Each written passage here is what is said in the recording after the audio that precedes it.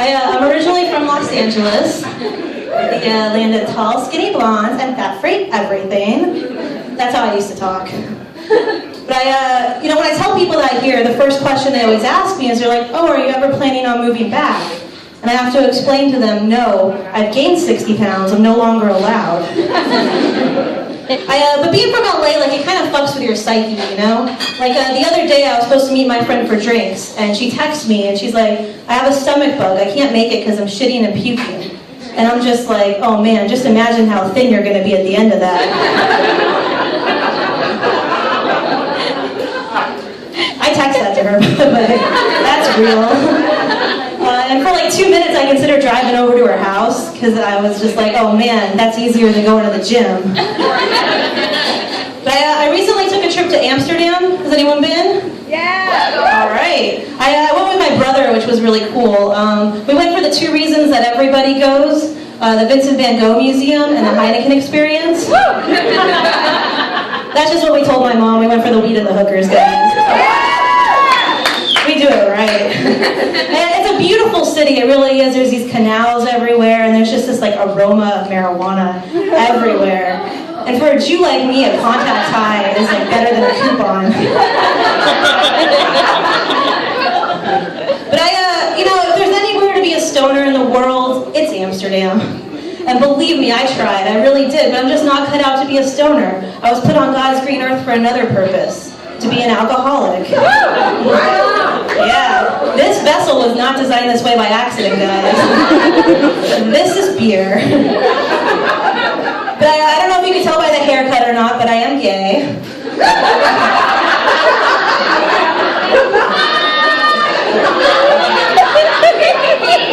Don't mistake it for the Harry Potter, guys.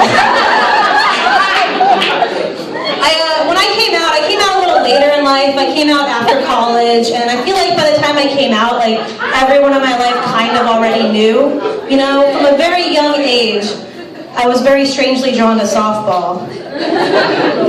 And even in high school, all my friends were like, oh, who's cuter, NSYNC or Backstreet Boys? But not me. I was lost in the Spice Girls world. You had 5 hot chicks with those accents, half naked, and they're asking me what I want. What I really, really want. And let's face it, they knew. They really, really knew. I've been out now for a while, and I feel like when you're coming out, it's stages that you go through. You have to keep having these coming out experiences. So when I first came out, I just wanted to shout it to the world, I'm here, I'm queer. And changed my whole wardrobe. I only wore quirky shirts that said things like proud vegetarian.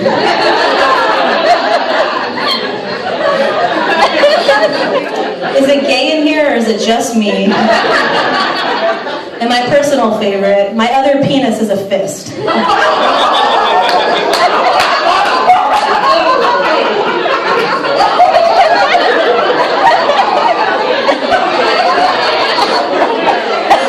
It works.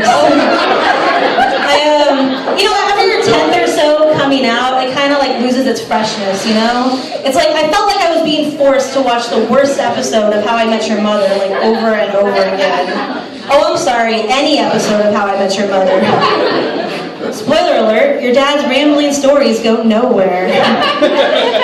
But most of my coming out experiences were really good, but I did have a few shitty ones. When I got together with my first girlfriend, one of the first things that I did was make an appointment with a gynecologist, because that's the responsible thing to do, which is what I told everybody, but it was really so I could say out loud, not only am I gay, but I'm getting some.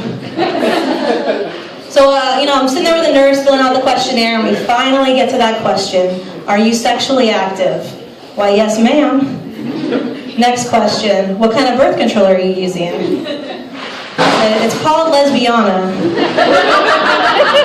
And it is the most effective birth control in the world. I promise you I will not have a baby. And this nurse, she looks at me, and she's just like, you don't look gay. I didn't have the haircut at the time, guys. And I'm like, shit, we all can't be Ellen, And she's going on, and she's like, how can women be attracted to other women? What is it about, all women's bodies that gets you going? And I'm like, whoa, lady, just to clarify, I'm not attracted to all women, especially right now. Then, like she was ready for this, she fucking pulls out a picture of her son, and she's like, oh, here's my son. You don't think he's attractive? You don't want to date my son? And I did what any woman standing up for herself would do. I went in the lobby and I got my mom. And it was really cool because my mom gave this lady a piece of her mind. And for me it was a first because this was the first time that my mom argued against me dating a Jewish boy. Alright, and with that I'm Amanda G. I'm going to bring Tilmac back up.